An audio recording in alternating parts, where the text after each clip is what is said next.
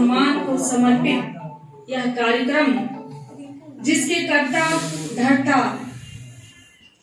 अखिल भारतीय क्षत्रिय कुर्मी महासभा के अध्यक्ष श्री आदरणीय मिथिलेश पटेल जी का मैं धन्यवाद देना चाहती हूँ कि जिन्होंने मुझे आज इस शुभ संध्या पर आमंत्रित किया और मंच पर आसीन महिला सशक्तिकरण की प्रमुख हस्ताक्षर परम आदरणीय श्रीमती रेखा सिन्हा जी का मैं अभिनंदन करती हूँ और मंच पर आसीन विभिन्न क्षेत्रों से आई हुई महिलाएं, कोई डॉक्टर हैं, कोई सोशल वर्कर हैं, कोई कवित्री हैं, तो समाज में कोई विभिन्न क्षेत्रों में अपना योगदान दे रही हैं, उन सभी का स्वागत करती हूँ, अभिनंदन करती हूँ और महिला दिवस की हार्दिक शुभकामनाएं देती हूँ। इसके साथ ही आप सभी जो महिलाओं के मान और सम्मान के प्रति जागरूक हैं, आप सभी जो महिलाएं आई हुई हैं और उसके साथ साथ पुरुष भी आए हुए हैं हम महिलाओं को आगे बढ़ाने के लिए, उन सभी को मैं नमन करती हूँ, हार्दिक स्वागत करती हूँ, अभिनंदन करती हूँ, वंदन करती हूँ और यह कहना भी चाहती हूँ कि आप सभी पुरुष महिलाओं को आगे बढ़ाने में अपनी अहम भूमिका निभाएं, क्योंकि इस समाज के जो दो पहिए हैं पुरुष और स्त्री, जिसमें अगर पुरुष स्त्री को आगे ना बढ़ाए या आगे बढ़ाने में अगर वह अपनी भूमिका ना निभाए तो कहीं न कहीं महिलाएं पीछे छूट जाती हैं। तो मैं आप सभी को भी धन्यवाद देना चाहती हूँ कि आप हमारे इस कार्यक्रम को आगे बढ़ाने के लिए यहाँ पर उपस्थित हुए हैं। Thank you.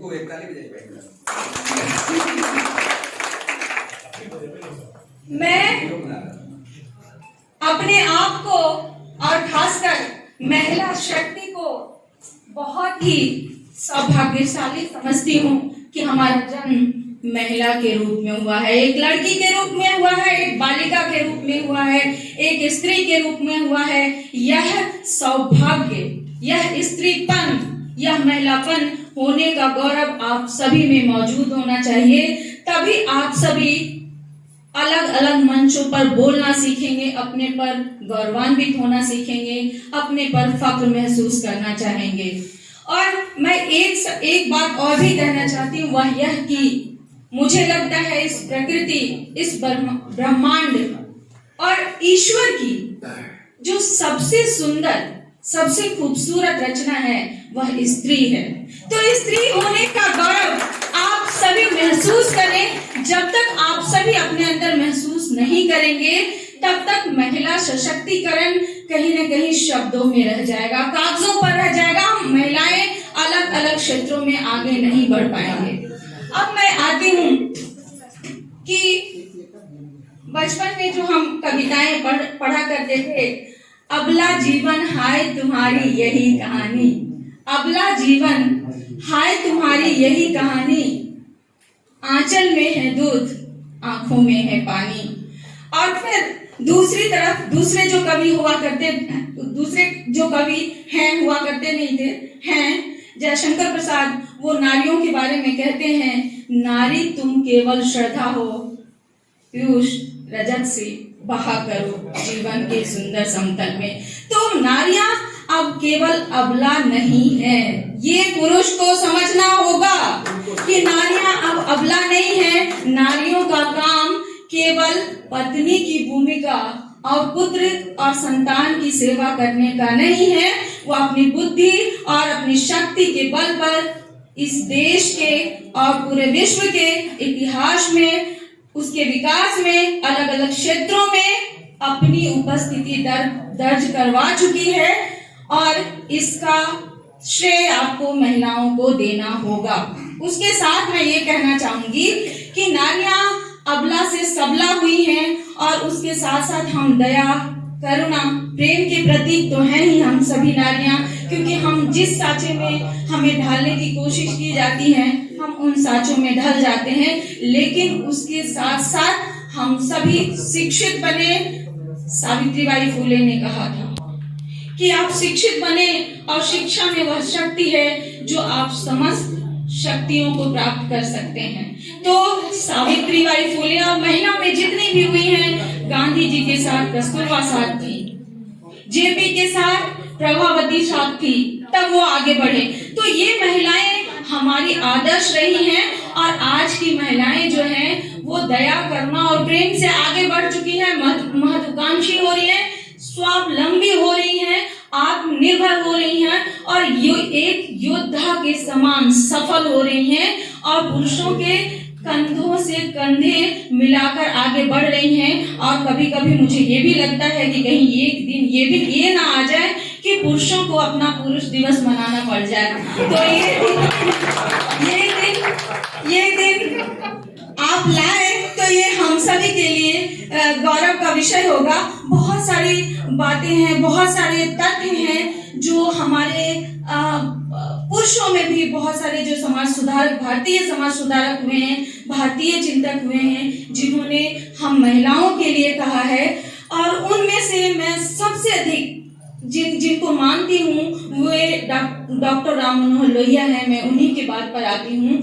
मैं अक्सर, और आप पुरुषों से भी ये मैं कहना चाहती हूँ कि पुरुष तो ये चाहते हैं कि उनकी प्रेमिका जो हो, उनकी प्रेमिका, उनके मित्र, उनकी पड़ोसन, वो जो हो वो ज्ञानी हो, वो शिक्षित हो, आधुनिक हो, लेकिन उनकी घर की महिलाएं कैसी हो? संस्कारी हो।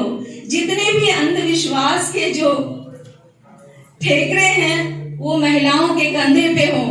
तो पुरुषों से ये गुजारिश है कि जब आप बाहर में आधुनिक महिला, आधुनिक मित्र, आधुनिक पड़ोसन की खोज करते हैं तो उस खोज को अपने घर के अंदर भी क्रियान्वित करें, उसका पालन करें, तभी समाज आगे बढ़ेगा और तभी एक स्वस्थ विचारधारा का निर्माण होगा।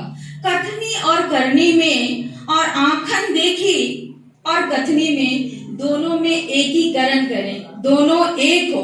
और लोहिया भी इस बात को कहते थे कि आधुनिक पुरुष तो अपनी महिला के बारे में ये सोचते हैं कि महिलाएं जो हो वो कांतिपूर्ण हो, सुंदर हो, आधुनिक हो, ज्ञानी हो, लेकिन वही दूसरी तरफ ये भी सोचते हैं कि अधीनस्थ हो। अधीनस्थ का मतलब क्या होता है? उसके अधीन हो, उसके कंट्रोल में हो। ये विरोधाभास कैसे संभव है?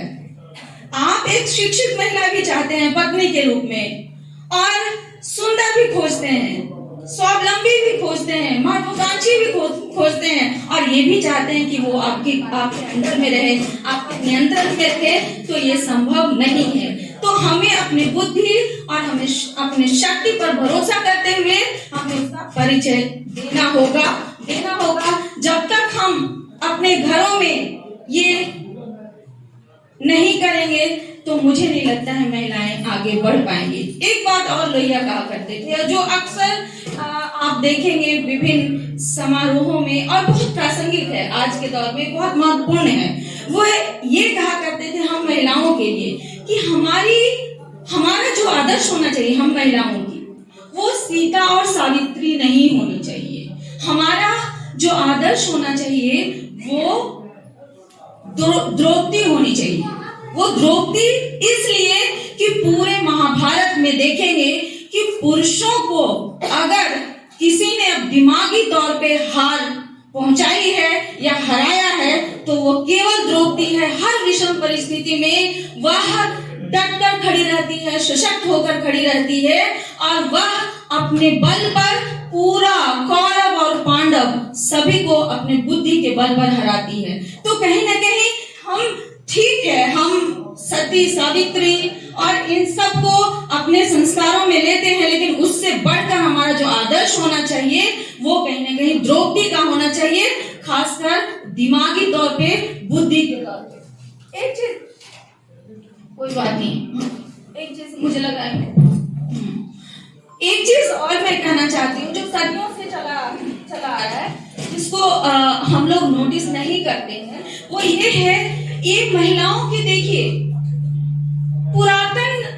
इच्छा मैं इसको कहती हूँ, उनकी पुरातन या पुराने जमाने से चली आ रही इच्छा है। आप देखेंगे कि महिलाएं व्रत रखती हैं कृष्ण का, महिलाएं व्रत रखती हैं शिव का, और महिलाएं राम का व्रत क्यों नहीं रखती?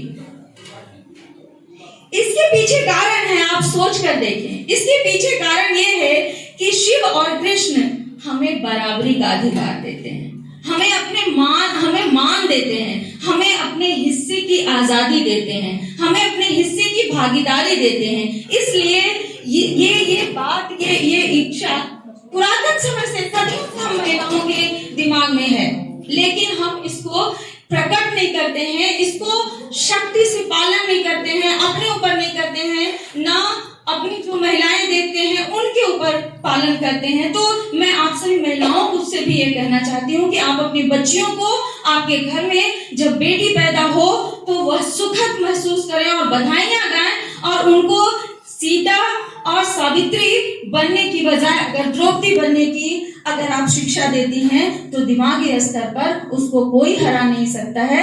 और पुरुषों का भी महिलाओं को आगे बढ़ाने में बहुत बड़ा योगदान रहा है, जिसमें मैं आपको पहले नाम लिया। जितने भी हमारे आंदोलनकारी या समाज सुधारक हुए, चाहे आप ले लें महात्मा गांधी जी को या जयप्रकाश नारायण को या अन्य भी ज्योतिबा फुले को, सभी ने अपने साथ साथ अपने उनकी जो साथी थी, उनकी जो पत्नियां थी, उनको साथी के रूप में, मित्र के रूप में, मित्रवत सभी जगह आगे बढ़ाया। और ये बढ़ाने का काम पुरुष कर रहे हैं तो पुरुषों के लिए भी ये तालियां आज के जमाने में भी कर रहे हैं, तो पुरुषों के लिए भी तालियां बनती है। उसके साथ एक बात और करते हुए मैं अब समाप्ति करूंगी अपनी बात को, क्योंकि मैम आई हुई हैं और उनका बोलना और हम सभी का सुनना सौभाग्य होगा।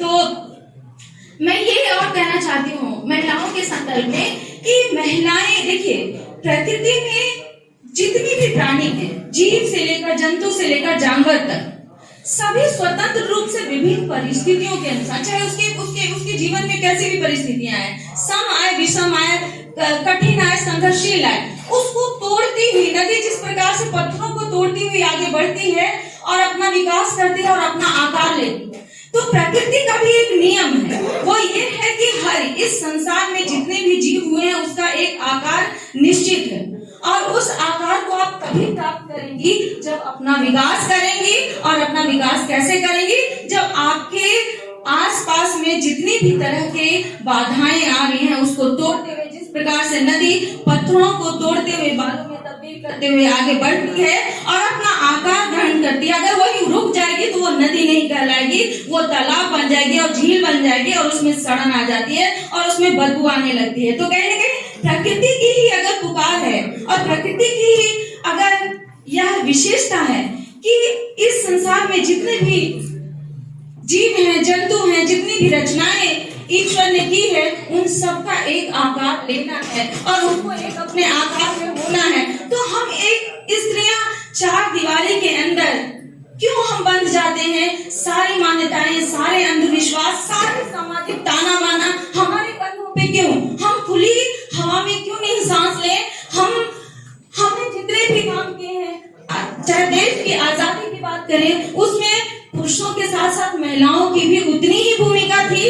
ये अलग बात है कि हमारे योगदान को चिन्हित नहीं किया गया है। और आज के राजनीतिक परिदृश्य में भी हम कह सकते हैं कि महिलाओं को आज शिक्षित करने के साथ साथ आर्थिक रूप से सशक्त करने का जो काम अलग अलग राजनीतिक दलों के साथ साथ अलग नेताओं ने किया है, उनमें से मैं श्री नीतीश कुमार जी को नमन करती हूँ, क्योंकि उन्होंने महिलाओं के विकास के लिए जो काम किया है, 50% आरक्षण देकर, पोशाक योजना देकर, साइकिल योजना देकर, किसी ने कभी कल्पना नहीं की थी। और मुझे लगता है पूरे भारत देश में बिहार पहला ऐसा राज्य होगा जिसमें सड़कों पर साइकिल चलाती हुई महिलाएं, आप सोचें उसके हौसले, उसके जज्बे को सोचें कि वह कितना आगे का सोच रही होगी, कितना आगे जा सकती है और कितना जाएगी, और उन्होंने स्वावलंबी बनाया। तो अगर समाज को आगे बढ़ाना है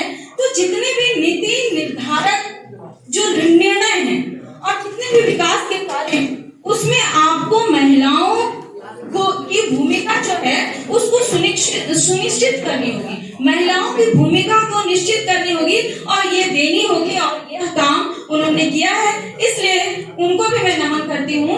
और अब आप सभी से मैं यही कहती हूँ, आप सभी महिलाएं जो कह रही हैं, कुछ कह रही है कि हमें मंच संभालना है, मंच संभालना सीखना है, लोगों के समक्ष अपनी बात रखनी है। मैं दिल्ली विश्वविद्यालय में असिस्टेंट प्रोफेसर हूँ और मैं जब पढ़ाती हूँ तो सबसे पहले जब लड़कियों की बात करती हूँ तो मैं कहती हूँ टेस्ट में तो आप लिख देते हैं, लेकिन क्लास में प्रेजेंटेशन का मतलब है कि आप सबके सामने बोलेंगे कि नहीं, आपकी आवाज सदियों से दबी हुई है, सदियों से आप बोल नहीं रहे हैं। तो सबसे पहले आप बोलना सीखें और शिक्षित बने, पढ़े। और यही करते हुए मैं अपनी बात को समाप्त करती हूँ कि खुद ही को महिलाओं के लिए कह रही हूँ, आप सभी के लिए कह रही हूँ और आप सभी के सम्मान में ये शब्द मैं कह रही हूँ कि खुद ही को कर बुलंद इतना कि हर तकदीर से पहले खुदा बंदे से खुद पूछे, बता तेरी रजा क्या है, तेरी रजा क्या है। तो आपकी तकदीर आपके हाथों में है और यह दिवस मनाने की आवश्यकता ना पड़े, महिला दिवस जो अब मनाने की आवश्यकता पड़ रही है, हम इतना तरक्की करें कि इस दिवस का दिन ही ना आए। इन्हीं शब्दों के साथ आप सभी ने मुझे धैर्यपूर्वक सुना, आप सभी महिलाओं के साथ साथ आप सभी पुरुषों ने मुझे धैर्यपूर्वक सुना। आप सभी का बहुत बहुत आभार, बहुत बहुत शुक्रिया।